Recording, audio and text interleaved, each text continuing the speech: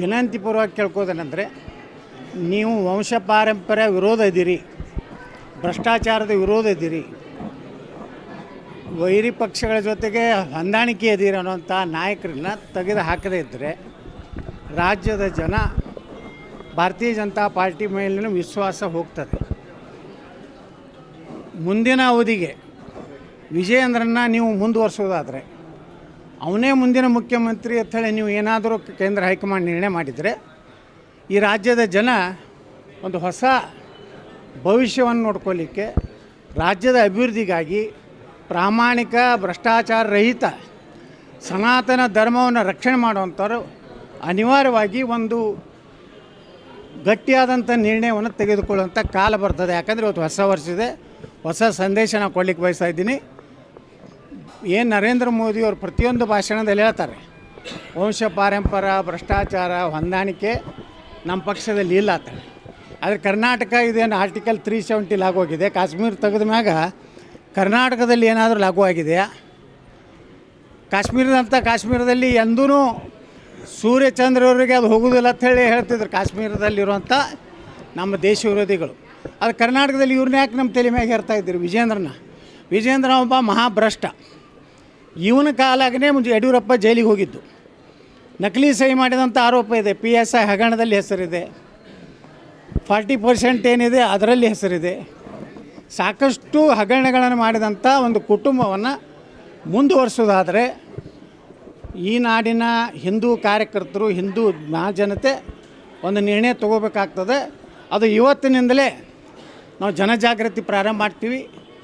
ಜನರ ಏನು ಅಭಿಪ್ರಾಯ ಇದೆ, ಭಾಳ ಜನ ನನಗೆ ಹೇಳ್ತಾ ಇದ್ದಾರೆ, ಒಂದು ಹಿಂದೂ ಪಕ್ಷ ಈ ರಾಜ್ಯದಲ್ಲಿ ಕಟ್ಟಬೇಕು, BJPಯಿಂದ ಹಿಂದೂಗಳ ರಕ್ಷಣೆ ಆಗುವುದಿಲ್ಲ. ಯಾಕಂದರೆ ಈಗ ಈ ರಾಜ್ಯದಲ್ಲಿ ನಡೆದಂಥ ಯಡಿಯೂರಪ್ಪ ಮುಖ್ಯಮಂತ್ರಿ ಇದ್ದಾಗ ಬೆಂಗಳೂರು ಘಟನೆ ಇರ್ಬೋದು, ಹುಬ್ಬಳ್ಳಿ ಘಟನೆ ಇರ್ಬೋದು, ಶಿವಮೊಗ್ಗ ಘಟನೆ ಸ್ವತಃ ಶಿವಮೊಗ್ಗ ಜಿಲ್ಲೆಯಲ್ಲಿ ಹಿಂದೂ ಕಾರ್ಯಕರ್ತರ ಹತ್ಯೆ ಆದರೂ ಸಹ ಒಂದು ಕಡೆಯೂ ಎನ್ಕೌಂಟ್ರ್ ಮಾಡುವಂಥ ಧೈರ್ಯ ತೋರಿಸಲಿಲ್ಲ. ಯಾವ ರೀತಿ ಉತ್ತರ ಪ್ರದೇಶದಲ್ಲಿ, ಆಸಾಮದಲ್ಲಿ, ಮಹಾರಾಷ್ಟ್ರದಲ್ಲಿ, ಹರಿಯಾಣದಲ್ಲಿ ಹಿಂದೂಗಳ ಮೇಲೆ, ಯಾಕಂದರೆ ಹಿಂದೂಗಳು ಎಂದೂ ಆಕ್ರಮಣಕಾರಿಯಾಗಂಥ ಮನೋಭಾವನೆ ಇಲ್ಲ ನಮ್ಮದು. ನಾವೆಲ್ಲ ಸಹನ ಮಾಡ್ಕೊಂಡು ಬಂದೀವಿ. ಅವ್ರು ಕಲ್ಲು ಒಗಿತಾರೆ ಗಣಪತಿ ಮೇಲೆ, ಅವರು ಹಿಂದೂಗಳ ಹಾಡುಗಳನ್ನು ಹಚ್ಚೋದಕ್ಕೆ ವಿರೋಧ ಮಾಡ್ತಾರೆ. ಅವರು ಈ ದೇಶವನ್ನು ಎಂದೂ ಪ್ರೀತಿ ಮಾಡೋದಿಲ್ಲ. ಆದಾಗಿ ಅವರಿಗೆ ವಿಶೇಷವಾಗಿ ಕಾಂಗ್ರೆಸ್ ಅಂತರೂ ಮುಸ್ಲಿಂ ಪಕ್ಷ ಇದೆ, ಅದ್ರ ಬಗ್ಗೆ ನಾವು ಹೇಳೋದೇ ಬೇಕಾಗಿಲ್ಲ. ಅದು BJP ಹಿಂದೂ ಪಕ್ಷ ಆಗಬೇಕಂದ್ರೆ ಈ ರಾಜ್ಯದ ಜನ ಮತ್ತೊಂದು ಐತಿಹಾಸಿಕ ನಿರ್ಣಯ ಆಗ್ತದೆ. ಆವಾಗ ನೀವು ಇದೇ ಯಡಿಯೂರಪ್ಪ ಕುಟುಂಬವನ್ನು ಏನಾದರೂ ನೇತೃತ್ವ ಕೊಟ್ಟರೆ ಭಾರತೀಯ ಜನತಾ ಪಾರ್ಟಿ ಹೀನಾಯವಾಗಿ ಕರ್ನಾಟಕದಲ್ಲಿ ಸೋಲ್ತಾರೆ.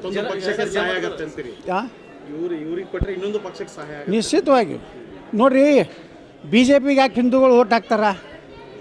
ಹಿಂದೂಗಳ ರಕ್ಷಣೆ ಆಗ್ತದೆ, ಅಭಿವೃದ್ಧಿ ಮಾಡ್ತಾರೆ, ಪ್ರಾಮಾಣಿಕರಾದಾರ್ತಾರೆ. ನೀವು ಯಾವುದೂ ಇಲ್ಲ ಯಡಿಯೂರಪ್ಪನವ್ರ ಕುಟುಂಬ ಏನು ಅಭಿವೃದ್ಧಿ ಮಾಡಿ ಉತ್ತರ ಕರ್ನಾಟಕಕ್ಕೆ ಮೋಸ ಮಾಡಿದ್ರಿ. ನೀವೇನು ಹೇಳಿದ್ರಿ, ಆಲಿಮಟ್ಟಿ ಡ್ಯಾಮ್ನಲ್ಲಿ ನನಗೆ 25,000 ಕೋಟಿ ರೂಪಾಯಿ ಕೊಡ್ತೀನಿ ಪ್ರತಿ ವರ್ಷ, ನಾನು ಮುಗಿಸ್ತೀನಿ, ಮೋಸ ಮಾಡಿದ್ರಿ. ನನ್ನ ನಗರಕ್ಕೆ ಬಂದಂಥ 125 ಕೋಟಿ ರೂಪಾಯಿ ವಾಪಸ್ ತೊಗೊಂಡ್ರಿ.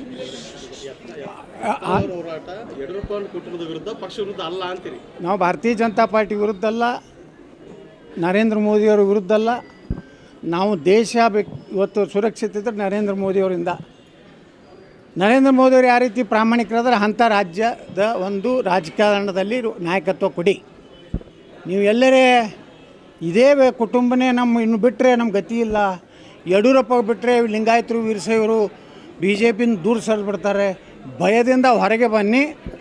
ನೀವು ನಿರ್ಣಯ ತಗೋದಾಗಲಿಲ್ಲ, ಮತ್ತು ವಿಜಯೇಂದ್ರನೇ ರಾಜ್ಯಾಧ್ಯಕ್ಷ ಮಾಡಿದ್ರಿ ಅಂದರೆ ಮುಂದಿನ ನಿರ್ಣಯ ತಗೋಲಿಕ್ಕೆ ನಾವು ಮುಕ್ತವಾಗಿ ಸ್ವಾತಂತ್ರ್ಯ ಇದೆ. ಜನಜಾಗೃತಿ ಮಾಡ್ತೀವಿ. ನೋಡಿ, ನನಗೆ ಸಾವಿರಾರು ಕರ್ನಾಟಕದ ಚಾಮರಾಜನಗರ ಹಿಡಿದು ಬೀದರ್ವರೆಗೆ, ಕರಾವಳಿ ಮಂಗಳೂರು ಕರಾವಳಿ ಭಾಗದಿಂದ ಹಿಡಿದು ಕೋಲಾರವರೆಗೆ ಎಲ್ಲ ಕಡೆಯಿಂದ ಒಂದೇ ಒಂದು ಕಾರ್ಯಕರ್ತರ ಒಂದು ಸಂಕೇತ ಏನು ಬರ್ತಾಯಿದೆ ಅಂದರೆ ಒಂದು ಹಿಂದೂ ಪಕ್ಷ ಕಟ್ಟಿ. BJPಯಿಂದ ನಾವು ಹಿಂದೂಗಳು ಸುರಕ್ಷಿತ ಇಲ್ಲ ಕರ್ನಾಟಕದಲ್ಲಿ.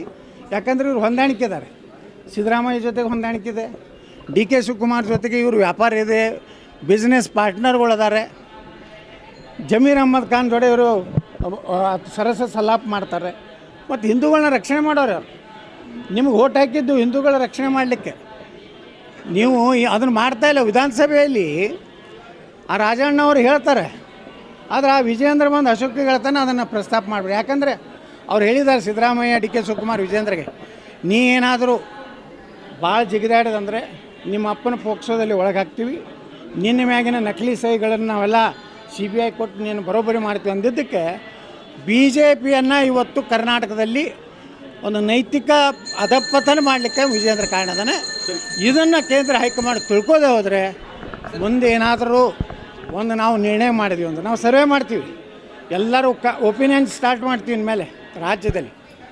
ಇನ್ನೊಂದು ಕೇಂದ್ರ ಇದು ರಾಜ್ಯದಲ್ಲಿ ಇನ್ನೊಂದು ಹಿಂದೂ ಸನಾತನ ಧರ್ಮ ರಕ್ಷಣೆ ಮಾಡುವಂಥದ್ದು, ಅಭಿವೃದ್ಧಿ ಪರವಾದಂಥದ್ದು, ಉತ್ತರ ಕರ್ನಾಟಕದ ಒಂದು ಏನು ಅಭಿವೃದ್ಧಿಗಾಗಿ ಬೇರೆ ಒಂದು ರಾಜಕೀಯ ಪಕ್ಷ ಬೇಕು ಅನ್ನೋಂಥ ಅಭಿಯಾನವನ್ನು ನಾವು ಪ್ರಾರಂಭ ಮಾಡ್ತೀವಿ.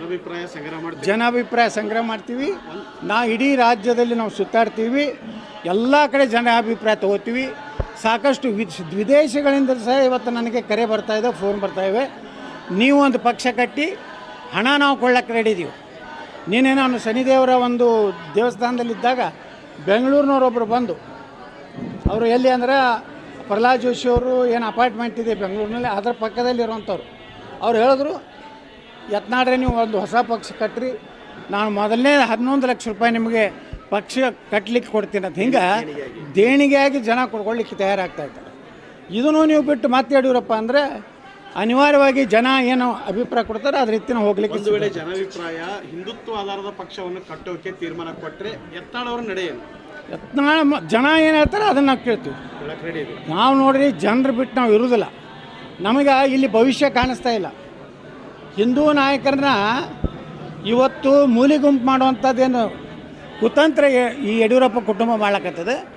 ಇದು ಜನಾಭಿಪ್ರಾಯ, ಹೊಸ ರಾಜಕೀಯ ಒಂದು ಹುಟ್ಟು ಆಗಲಿ ಕರ್ನಾಟಕದಲ್ಲಿ ಅಭಿಪ್ರಾಯ ಬಂದರೆ 100ಕ್ಕೆ 100 ನಾವು ಬರುವ ವಿಜಯದಶಮಿ ದಿವಸ ಹೊಸ ಒಂದು ರಾಜಕೀಯ ವ್ಯವಸ್ಥೆ ಕರ್ನಾಟಕದಲ್ಲಿ ನಾವು ಉದ್ಘಾಟನೆಯನ್ನು ಮಾಡ್ತೀವಿ. ನೋಡಿ, ಇದು ಜನಾಭಿಪ್ರಾಯಕ್ಕೆ ಎಲ್ಲರೂ ಅವ್ರಿಗೂ ಹೇಳ್ತಾ ಇದ್ದಾರೆ, ನಮ್ಮ ಟೀಮ್ಗೂ ಈ ಪಕ್ಷದಲ್ಲಿ ನೀವು ಉದ್ಧಾರ ಆಗೋದಿಲ್ಲ. ಇವರು ಎಲ್ಲರೂ ಬ್ಲ್ಯಾಕ್ ಮೇಲ್ ಮಾಡ್ತಾರೆ. ಪಾಪ ರಮೇಶ್ ಜಾರಕಿಹೊಳಿಯನ್ನು ಬಲಿಪಶು ಮಾಡಿದ್ರು. ಈಗ ರಮೇಶ್ ಜಾರಕಿಹೊಳಿ CD ಬಿಡುಗಡೆ ಮಾಡಿದವರೇ ರಾಜಣ್ಣ ಅವರು CD ಬಿಡುಗಡೆ ಪಾತ್ರ ಅಂತ ಆರೋಪ ಮಾಡಿದ್ರು. ಯಾರವರು? ನೀವೇ ನೋಡ್ರಿ, ಮಹಾನಾಯಕರು ಇದ್ದಾರೆ. ಅವು 2 ಫ್ಯಾಕ್ಟ್ರಿ ಅಂತ ಹೇಳಿ ರಾಜಣ್ಣವರು ವಿಧಾನಸಭೆಯಲ್ಲಿ ಹೇಳಿದ್ದಾರೆ. ಹೌದು, ಯತ್ನಾಳ್ ಹೇಳೋದು ಸತ್ಯ. ಅದೇ ಫ್ಯಾಕ್ಟ್ರಿಯವರೇ ನಂದು ಅಷ್ಟೇ ಅಲ್ಲ, 48 ಜನರ CD ಇದೆ, ಅದರಲ್ಲಿ ಹೈಕೋರ್ಟ್ ಜಡ್ಜ್ಗಳದು ಇದೆ ಅನ್ನುವಂಥದ್ದನ್ನು ಹೇಳಿದ್ದಾರೆ.